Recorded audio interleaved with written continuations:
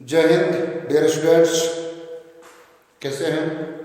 उम्मीद है कि आप लोग रोज की तरह से अच्छे होंगे, स्वस्थ होंगे, मस्त होंगे। आइए चलते अपने टॉपिक पर सीधा सीधा। थर्मोडायनामिक प्रोसेस हम लोग पढ़ रहे हैं, जिसमें हम लोगों ने आइसोथर्मल एंड एडियाबैटिक प्रोसेस हमने पढ़ लिया हुआ है। आज हमको उसके आगे चलना है आइसोकोरिक प्रोसेस के बारे में। Isochoric process can the process which occurs at constant volume, pressure and temperature changes but volume remains constant. The process in which pressure and temperature changes, pressure and temperature change but volume मैं पूरा लिख दूं इसको, volume remains constant. Means बेटा इसमें delta we equal to हो जाएगा 0, delta we equal to हो जाएगा then first law of thermodynamics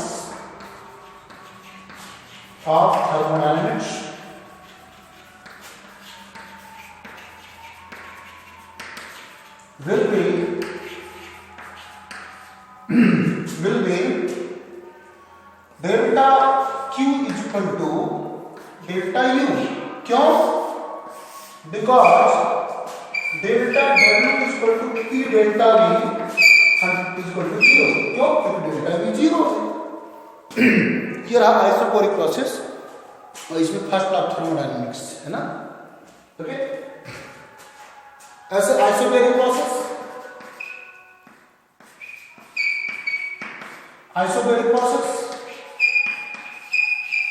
in this process volume and temperature will change but pressure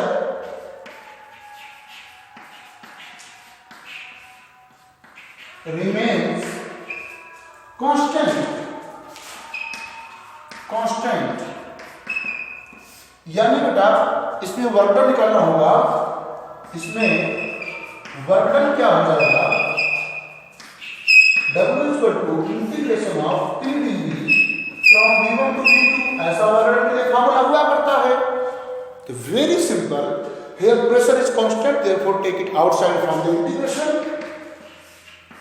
dV from V1 to V2। हमने pressure को बाहर लिया। Integration of dV will be V, limit from V1 to V2. Now it will be V2 minus V1। Okay बेटा, very simple. तो work इसमें यही होगा, V2 upper limit minus lower limit. तो फर्स्ट लॉ ऑफ थर्मोडायनेमिक्स क्या आ जाएगा इसमें, implies that first law of thermodynamics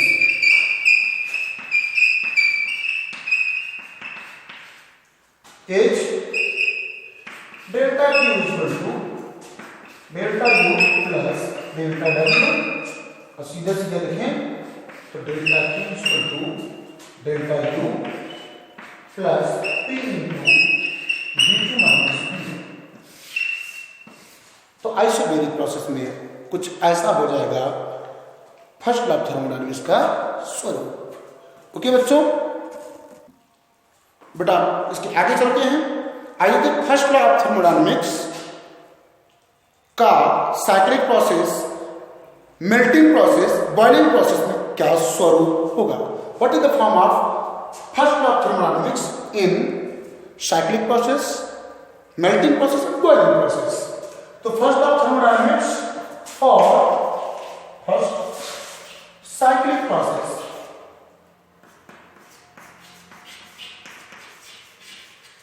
है ना बेटा। तो बेटा साइक्लिक प्रोसेस में चेंज इन इंटरनल एनर्जी 0 होती है। Here delta U equal to 0। क्यों? सिस्टम जिस स्टेट में था उसी स्टेट में वापस आ जाता है तो साइक्लिक प्रोसेस हुआ, और जिस स्टेट में था उसी स्टेट में वापस आ गया तो change in internal energy zero होती है। बिकॉज मैंने बताया था कि internal energy is the function of state, है ना बेटा। तो delta Q equal to zero, तो यहां पर जाएगा implies that delta Q equal to delta W। Means in cyclic process system takes heat energy and perform equivalent amount of work. Next, for melting process,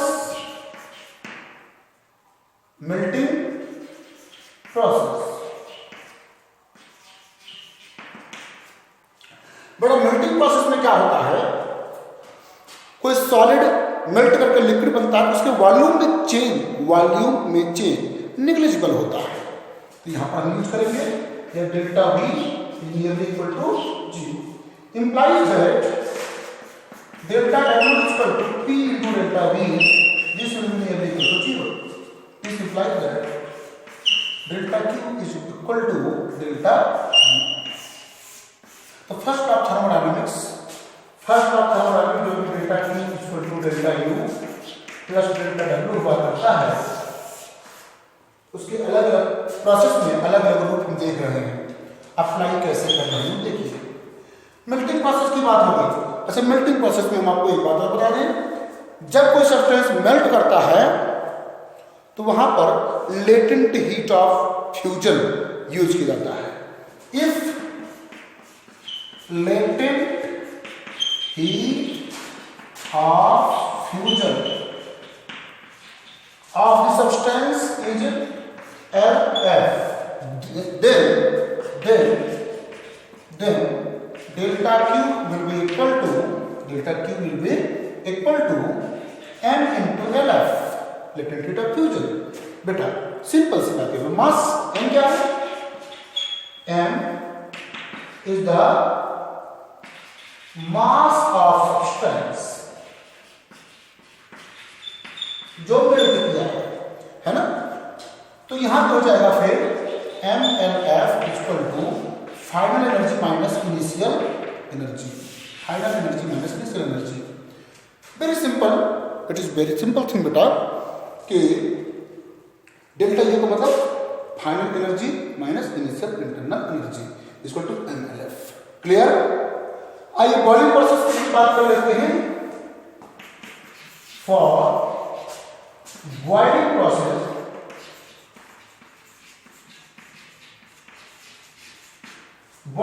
के लिए first of thermodynamics का क्या स्वरूप होगा, इसमें बेटा जब कोई लिक्विड गैस में कन्वर्ट होती है तो वहां पर वॉल्यूम में चेंज एप्रेसिएबल है, उसको काउंट किया जाएगा।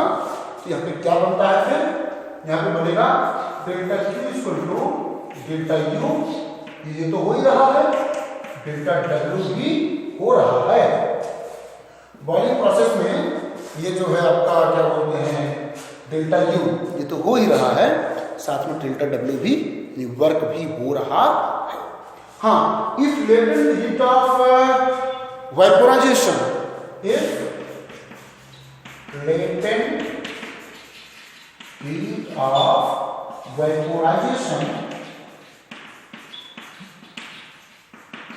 is LV, latent heat of vaporisation LV है, देन मास m होने पर delta Q equal to m into LV, m into LV।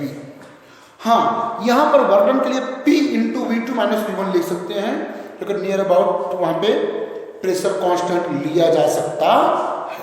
अब प्रेशर कांस्टेंट लिया गया है तो यहाँ पर P into V2 minus V1 लिखा जा सकता है। वो तो सिचुएशन ऐसी है कि आप क्वेश्चन अप्लाई करोगे। फिलहाल मैं आपके लिए यहाँ पर लिखना चाहूँ m into LV equal to delta U मतलब final energy minus initial energy plus delta W। अगर आपको चेंज इन एनर्जी निकालना है UF minus UI equal to MLV minus delta W, आप ऐसा लिख सकते हैं। डेल्टा W इधर माइनस हो गया, तो change in internal energy of the system will be equal to MLV minus delta W। बात क्लियर? मुझे उम्मीद है कि आपको ये बात भी क्लियर हो गई होगी। बेटा आइए देखते हैं what are the limitations of first law of thermodynamics. First law of thermodynamics के लिए लिमिटेशंस कौन कौन से हैं, तो पहले जान लें फर्स्ट लॉ ऑफ थर्मोडायनेमिक्स बोलता क्या है। First law of thermodynamics states that the heat energy given to a system is utilized in two ways: in increasing the internal energy of the system and in the form of work done by the system, है ना। Means first we can say first law of thermodynamics states that the total heat energy given to a system is equal to sum of change in its internal energy and work done by it okay? ये बताता है मतलब heat energy को work के form में convert कर सकते हैं। और कहीं कहीं पर इंटरनल एनर्जी में चेंज जीरो हो जाता है तो दी गई एनर्जी का पूरा पार्ट इक्विवेलेंट में कन्वर्ट हो जाता है। लेकिन कुछ कमियां रह गई। कौन कौन सी कमियां रह गई? पहली बात तो ये कि फर्स्ट लॉ ऑफ थर्मोडायनेमिक्स ये नहीं बताता कि हीट का फ्लो किस तरफ से किस तरफ होता है, जो कि जीरोथ लॉ ऑफ थर्मोडायनेमिक्स बताता है, जो कि बाद में आया था, फिर भी पहले रखा गया। क्यों? क्योंकि वो बताता है कि हीट का फ्लो किस तरफ से किस तरफ होगा। First law of thermodynamics doesn't tell anything about the direction of flow of heat, okay? दूसरा क्या है? दूसरी ड्रॉबैक ये है कि first law of thermodynamics does not indicate the extent to up to which heat energy can be converted into work।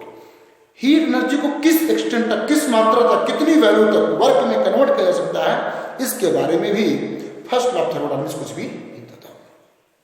Third, first law of thermodynamics doesn't tell anything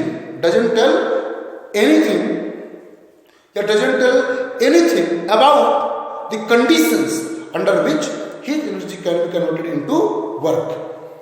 ये ऐसी कोई भी चीजों को, ऐसी कोई बात नहीं बताता है जिससे पता चले वो कौन कौन सी कंडीशंस हैं जिनके अंदर हीट एनर्जी को वर्क में कन्वर्ट किया जा सकता है। तो इसके 3 लिमिटेशंस मैंने बताए जो कि एनफ है। आगे बढ़ते हैं बेटा। फर्स्ट लॉ ऑफ थर्मोडायनेमिक्स की लिमिटेशंस को दूर करने के लिए सेकेंड लॉ ऑफ थर्मोडायनेमिक्स आया। सेकेंड लॉ ऑफ थर्मोडायनेमिक्स क्या है कि ये एक ही व्यक्ति के द्वारा कोई बताया गया नहीं है, कई लोगों ने इसको कई तरीके से बोला है। हालांकि सबको मिला जुला करके सेकेंड लॉ ऑफ थर्मोडायनेमिक्स ही कहा जाता है, बट अलग अलग लोगों का अलग अलग स्टेटमेंट है। इसमें 1-2 स्टेटमेंट हम लोग पढ़ने वाले हैं। इससे पहला स्टेटमेंट जो हम पढ़ने वाले हैं केल्विन प्लैंक्स स्टेटमेंट है ना, for second law of thermodynamics. First is Kelvin Planck's statement. इन लोगों ने इसके बारे में बेटा क्या बोला? इन लोगों ने बोला कि ऐसी कोई भी मशीन को बनाना पॉसिबल नहीं है जो सोर्स से हीट एनर्जी को लेने और इक्विवेलेंट अमाउंट ऑफ वर्क करने के अलावा कोई और इफेक्ट ना प्रोड्यूस करे। मतलब 100% एफिशिएंसी वाला इंजन मशीन बनाना पॉसिबल नहीं है। भैया हीट ले और जितना हीट एनर्जी ले उसका इक्विवेलेंट अमाउंट ऑफ वर्क करके दे, ऐसा पॉसिबल नहीं है।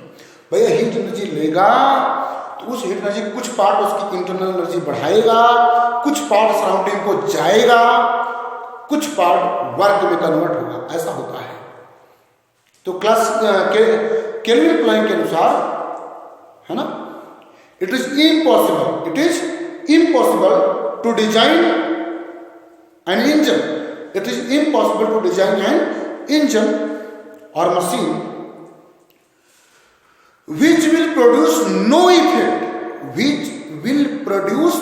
no effect other than extracting heat from source and performing equivalent amount of work। It is impossible to construct or design any engine which will produce no effect other than extracting heat from source and performing equivalent amount of work. Okay, ये हो गया इनका। ऐसा कोई नहीं possible नहीं है। दूसरी बात आती है, दूसरा स्टेटमेंट आता है क्लासलेस स्टेटमेंट।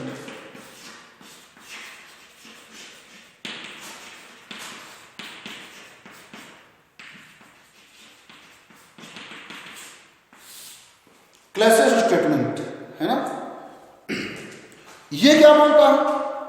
क्लासलेस स्टेटमेंट ये बोलता है बेटा, कहें कि कोई भी ऐसी मशीन नहीं हो सकती जो हीट एनर्जी को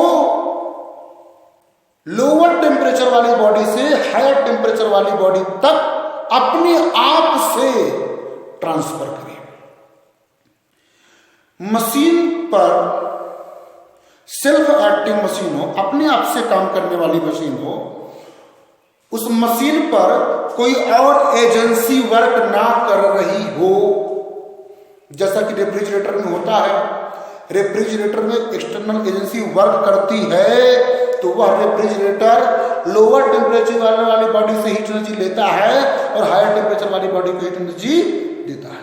लोअर से लेकर के हायर को देता है कौन? रेफ्रिजरेटर। लेकिन कब? जब उस पर कोई एक्सटर्नल एजेंसी वर्क करती है। क्लासलेस स्टेटमेंट में यही बोला गया, यही कहा गया, कोई भी ऐसी self acting machine unaided to any external agency, कोई एक्सटर्नल एजेंसी जुड़ी ना हो, कोई एक्सटर्नल एजेंसी इस पर वर्क ना कर रही हो, ऐसा ना हो तो कोई भी ऐसी मशीन नहीं है जो लोअर टेम्परेचर की बॉडी से हीट लेकर के हायर टेम्परेचर की बॉडी को दे सके। तो स्टेटमेंट इनका आप सुन लो, नोट कर लो। क्या? According to Clausius statement, according to Clausius statement, it is impossible to a self-acting machine.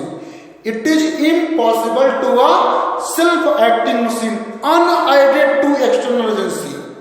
Unaided to external agency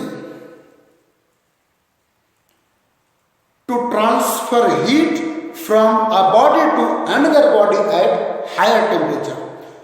To transfer heat from a body to another at higher temperature. एक body से दूसरे body तक temperature मतलब heat को transfer नहीं कर सकती कोई भी सेल्फ एक्टिंग मशीन, है ना। ओके, तो वेरी सिंपल। मुझे उम्मीद है कि स्टेटमेंट भी आपको समझ में आएगा। पहला स्टेटमेंट क्या है? आप एक बार वीडियो को रिपीट करिए, फिर से देखिए, याद कर लीजिए, नोट करिए, सारा काम आपके ऊपर है। Very simple. मैं एक बार फिर से बोल देता हूं। क्या? केल्विन प्लैंक स्टेटमेंट क्या बोलता है? बोलता है it is impossible to construct an engine which will produce no effect other than extracting heat from source and performing an equal amount of work. What is the Clausius statement? Clausius statement states that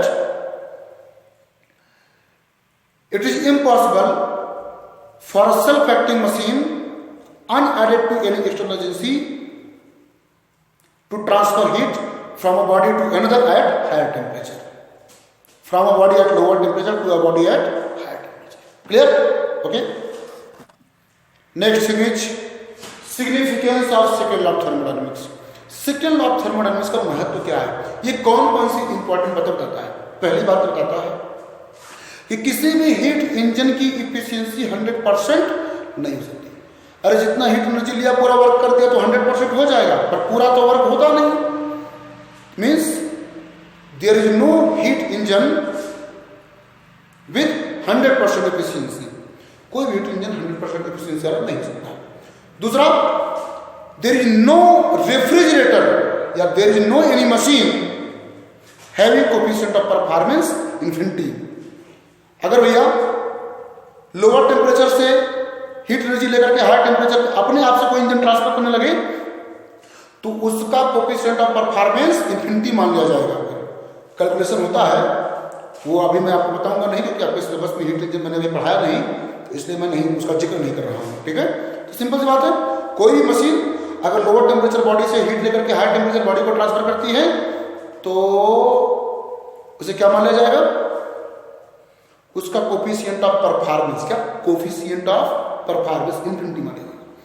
तो second law of thermodynamics बताता है कि किसी machine का coefficient of performance infinity नहीं हो सकता है ना, यानी रेफ्रिजरेटर का कोफिशिएंट ऑफ परफॉर्मेंस इन्फिनिटी नहीं हो सकता। लिमिटेशंस क्या है? लिमिटेशंस, पहले लिमिटेशन ये है, it can not be prove directly, इसको डायरेक्टली प्रूव नहीं कर सकते, but it can not be contradicted by any machine, कोई मशीन इसका कंट्राडिक्ट भी नहीं कर सकती। It can not be prove directly but there is no machine which can contradict it, कोई ऐसी मशीन भी नहीं जो इसको कॉन्ट्राडिक्ट कर सके। अगली बात क्या है, ये साइक्लिक प्रोसेस के लिए एप्लीकेबल है ना,